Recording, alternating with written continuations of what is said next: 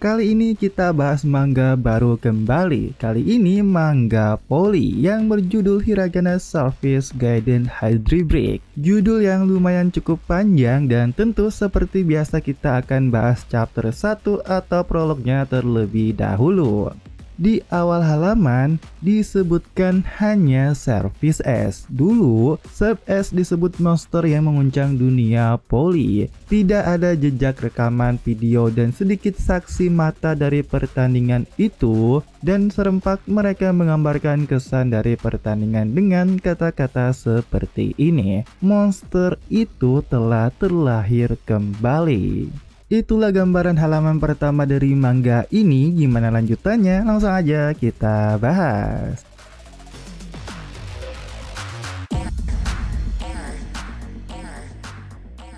Setelah kalah dan tereliminasi dalam kualifikasi Interhike melawan SMA Toyose, keesokan harinya tim bola voli putra Ryusen mulai beraksi kembali. Terlihat pelatih mereka datang dengan terlambat dan semua orang pun mulai berkumpul. Tiba-tiba pelatih mereka berkata bahwa kalian sudah kalah. Pengalaman dalam kejuaraan nasional sebenarnya akan menjadi perbedaan yang cukup besar. Tim yang maju akan mengalami perkembangan besar selama turnamen, namun kalian kehilangan kesempatan itu. Nah, menurut kalian, bagaimana cara menutupi kesenjangan tersebut? Dan tiba-tiba pelatih mereka memanggil orang asing yang datang jauh dari Australia. Dan mereka adalah tim bola voli dari SMA Charlton. Tentu dong semua orang terkejut. Gak habis pikir pelatih mereka mendatangkan dan melakukan sparring melawan sekolah luar negeri. Dan yang mengejutkannya lagi, pelatih tim lawan ternyata orang terkenal, yaitu Ridley Chan, mantan setter anggota tim nasional Australia. Dan murid-murid dari Ryusen pun pada bingung kenapa pelatih mereka bisa akrab dengan orang tersebut. Mereka juga kaget melihat para pemain lawan. Ternyata pemanasannya sendiri-sendiri, tidak ada yang bersama-sama. Dan mereka juga dibuat terkejut kembali di mana pemain wing spiker bertubuh 208 meter melakukan spike. Ketika orang tersebut nyari bola, tiba-tiba ada orang di belakang mengejutkannya memberikan bola. Dia pun sempat terkejut karena orang tersebut terlihat seperti hantu dan sangat kurus. Dia pun bahkan khawatir dan menanyakan, apa kau makan dengan baik? Dan di sini orang yang memberikan bola ternyata menjawab dengan bahasa Inggris. Kebalikan dari pemain Jepang, tim lawan bingung juga. Kenapa semua orang Jepang berlatih dengan menu yang sama? Dan kocaknya dijawab karena mereka punya wajah yang sama. Pemanasan pun sudah selesai. Pelatih SMA Ryusen memberikan siapa saja yang akan bermain. Dan ternyata pemain yang menjadi line up semuanya pemain yang sangat payah.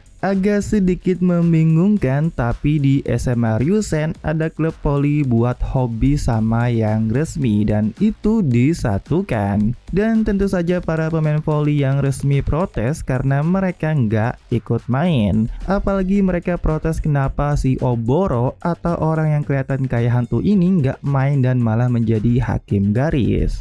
Latih tanding pun dimulai dan ternyata latihan ini disiarkan oleh klub siaran dan tentu ada yang nonton juga. Permainan pun dimulai dari klub Australia, setter bernama Toby Ricky.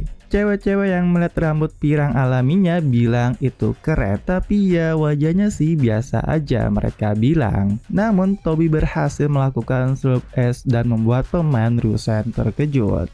Langsung servis S di awal permainan dan orang-orang pun berkata itu luar biasa dan itu standar dunia. Namun kali ini serve dari Toby bisa ditahan dan sekarang serangan dari kiri oleh SMA Ryusen. Dan yang mengejutkannya, pemain dari Curtain sudah siap memblok, bahkan blokan melewati atas net. Pemain yang melakukan spike pun mencoba menghindari dan memukul ke atas. Tentu hal itu sudah diantisipasi dan mudah diterima oleh Jimmy. Yang terlihat si jangkung Jimmy berlari lalu tiba-tiba bergeser ke kiri. Tapi yang anehnya, para pemain Ryusen tidak mengejar Jimmy, bahkan mereka hanya diam saja. Dan tentu Jimmy pun melakukan spike tanpa dihadang blok satupun. Tentu semua orang pun merasa cemas apa ini bakal baik-baik saja. Namun pelatih mereka malah terlihat tersenyum. Dan ternyata setiap si Jimmy melakukan spike memang kayaknya sengaja lawan gak melakukan blok kepadanya. Ini sangat terlihat karena tidak ada satupun memblok Jimmy. Bahkan dia sendiri pun sedih karena gak ada yang ngeblok dia. Dan si Toby berkata, meski kau diblok, kau bisa melewati dari atas. Jadi mereka sudah menyerah dari awal. Namun pelatih Carlton merasa ada yang ganjal. Dan akhirnya set pertama SMA Carlton berhasil unggul besar 8-25. Bahkan di set kedua pun sama, SMA Carlton terus mendominasi. Tentu mereka menjadi bosan. Kenapa harus datang sejauh ini ke sekolah dengan tingkat rendah di Jepang?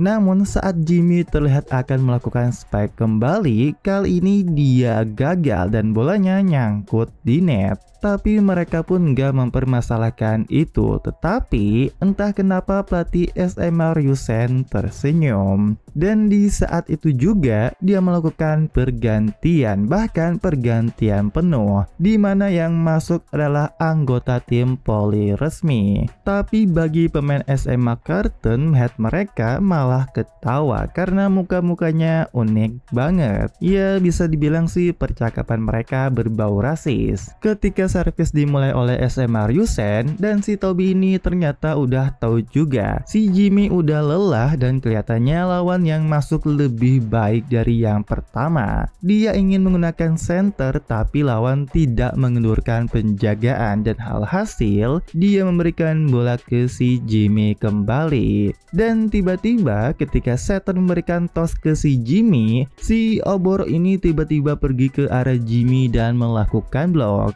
Blok pertama bagi Jimmy dan si Oboro ini melihat bahu si Jimmy rendah dan dia berhasil membaca dan memblok spike dari Jimmy.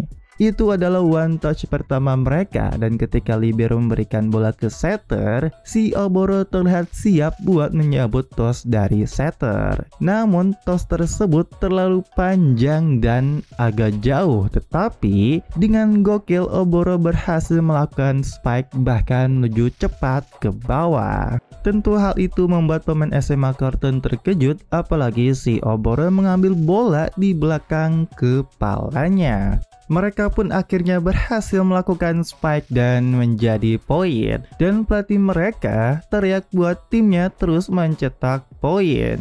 Setelah SMA Ryusen mendapatkan poin dari spike Oboro, permainan lawan menjadi nggak sinkron, di mana miskomunikasi di antara setter dan center. Niat si Toby sih pengen mencampur serangan antara center sama Jimmy, tapi ya berakhir gagal. Pelatih Ryusen pun tersenyum berkata tiba-tiba mereka menggunakannya. Dan ternyata bisa dibilang ini pertama kalinya setter lawan menggunakan center. Dengan ributnya center dan setter lawan, si Toby kali ini memberikan bola kembali ke si Jimmy. Tentu Jimmy terlihat lelah dan loncatannya pun melemah. Dan ternyata faktanya ini rencana dari pelatih Ryusen, di mana dia memainkan pemain payah di awal dan membiarkan Jimmy tanpa blok pun itu rencana dari dia. Karena tim yang pertama cuma buat menguras tenaga dari si Jimmy. Dan tentu sekarang tinggi badan Jimmy tidak menjadi masalah lagi di hadapan bloker. Nah di sini si Oboro kayaknya bisa membaca Jimmy lagi dan ternyata faktanya masa kecil dari si Oboro itu terus-menerus dilempari oleh ibunya. Posisi lengan, pandangan mata, sudut lemparan dan kecepatan karena sering menghitung jalurnya, Oboro menjadi terbiasa untuk menangkapnya. Dan ketika Jimmy melakukan spike, dengan perhitungan fisika, Oboro berhasil kembali memblok spike dari Jimmy. Dan pada akhirnya blok tersebut kembali ke arah belakang dan menjadi poin bagi SMA Ryusen. Tentu semua orang pun terkejut melihat Oboro dan ternyata dia masih kelas 1.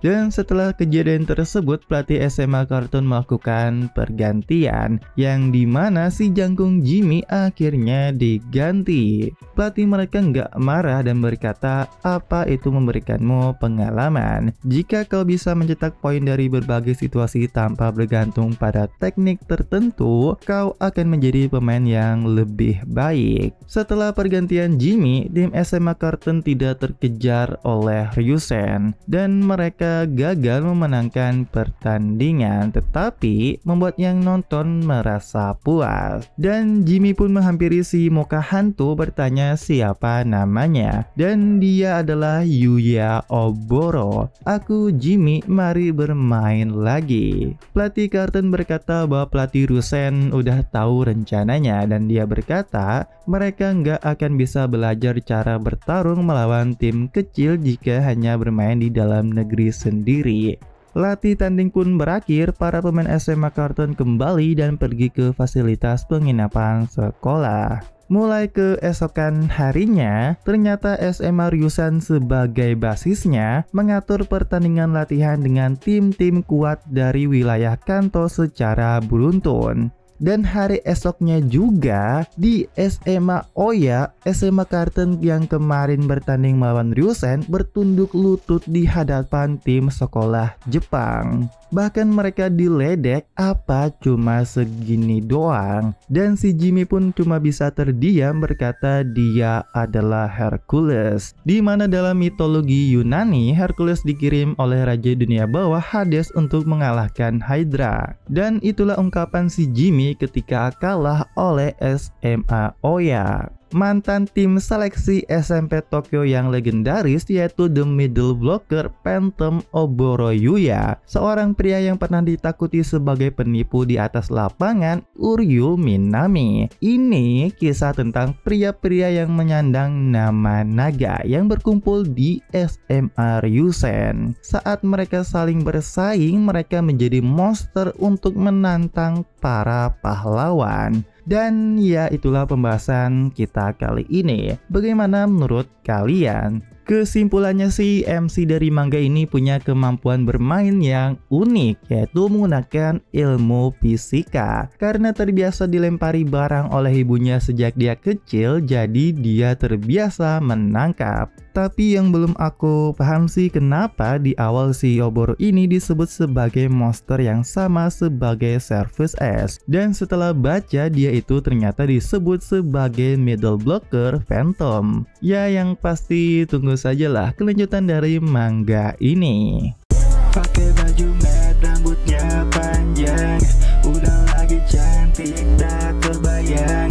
Entah kenapa hati ini mabuk kebayang, tapi kenyataan dia punya batang.